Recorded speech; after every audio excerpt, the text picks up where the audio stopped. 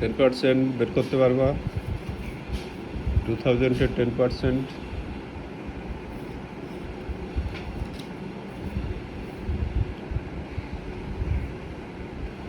Two থাউজেন্ডের 10% কীভাবে বের করবো আগে এটা বলো। 2000-এর 10% 200 টাকা স্যার। 200 ফর 1 ইয়ার, 6 মান্থের কত হবে? 6 মান্থের 100 টাকা। 100 টাকা। এই জন্য দেখো আনকালেক্টেড ইন্টারেস্ট অন ইনভেস্টমেন্ট লেখা আছে। এভাবে লিখছে আনকালেক্টেড ইন্টারেস্ট অন ইনভেস্টমেন্ট তবে ইনকাম। ইনকাম এক্সপেন্ডিচার স্টেটমেন্টে আনকালেক্টেড শব্দটা ব্যবহার না করে ডাইরেক্ট ইন্টারেস্ট অন ইনভেস্টমেন্ট লিখবা। Okay sir. কারণ এখানে স্টেটমেন্টের মধ্যে লেখার একটা ব্যাপার আছে, এমনভাবে লিখবা যাতে ইনকাম মনে হয়। ওকে। আনকালেক্টেড শব্দটা ব্যবহার করলে অ্যাসেটের মতো হয়ে যায় না? Yes sir. Interest on investment লিখবা। আনকালেক্টেড বলতে ডেটরসের মতো। এই জন্য ইন্টারেস্ট অন ইনভেস্টমেন্ট লিখবা। এবার চলে আসো এক্সপেন্সেসের দিকে। স্যালারি 200, নিচে বলা আছে যে 300 ফর প্রিভিয়াস ইয়ার। তাহলে এটা কি করবা? প্রিভিয়াস ইয়ারের টাকা আসবে না। মাইনাস করে দিবা। কি হবে? জেনারেল রিজার্ভও যেহেতু একটা ফান্ড, লাইবিলিটিতে হবে। স্যালারি তাহলে 300 মাইনাস করবা, তাই না? Yes sir. আর কারেন্ট ইয়ারের ডিউ কত আছে? Yes sir. কারেন্ট ইয়ারের ডিউ দেখো অ্যাডজাস্টমেন্টে বলা আছে। কারেন্ট ইয়ারের ডিউ 200, এটা প্লাস হবে।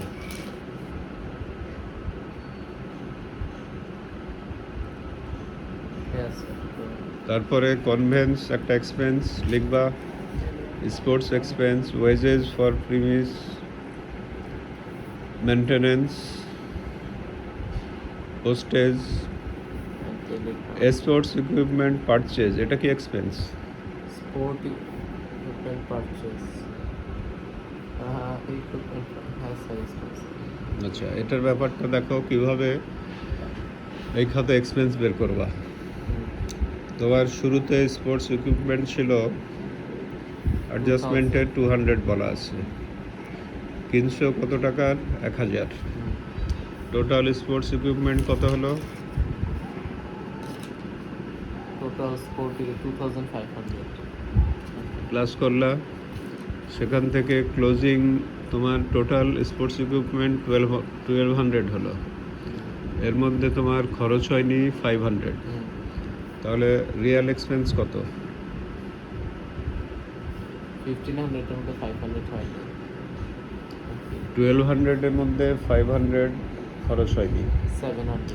700। এটা দেখো ওয়ার্কিংসের মধ্যে calculation of depreciation of office equipment বলা আছে না? এইভাবে এক্সপেন্স বের হলো কত? 700।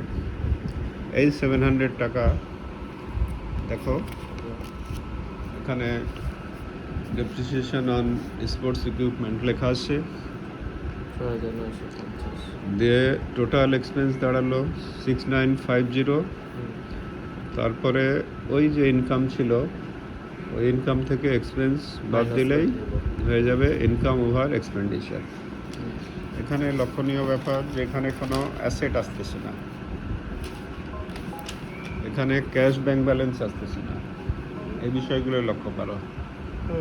আসতেছে? নেক্সট হচ্ছে ফাইন্যান্সিয়াল স্টেটমেন্ট। ফাইন্যান্সিয়াল স্টেটমেন্টে দেখো ক্যাশ ব্যাংক ব্যালেন্স ক্লোজিং আসতেছে। Closing asset minus closing liability.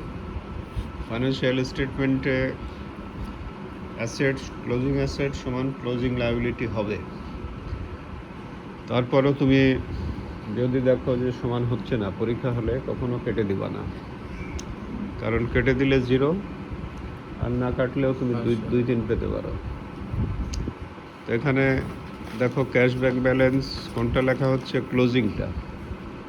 তোমার কোশ্চেনে 2 জায়গায় ক্যাশ ব্যাংক ব্যালেন্স উল্লেখ আছে, একটা ওপেনিং, একটা closing. Opening bank balance 3500 and closing bank balance 6000। এখানে কোনটা আসতেছে? স্যার এখানে ক্লোজিং। এটা খেয়াল রাখবা। স্পোর্টস ইকুইপমেন্ট মূলত এখানে স্পোর্টস ইকুইপমেন্টের ক্লোজিং ব্যালেন্সটা কোশ্চেনে দেওয়া আছে না, ওটাই ডাইরেক্ট লিখতে পারতা। দেখো sports equipment at the end অ্যাডজাস্টমেন্টে কত আছে? So 200. না, Oh, adjustment. Sports equipment at the end 500 থাকার কথা।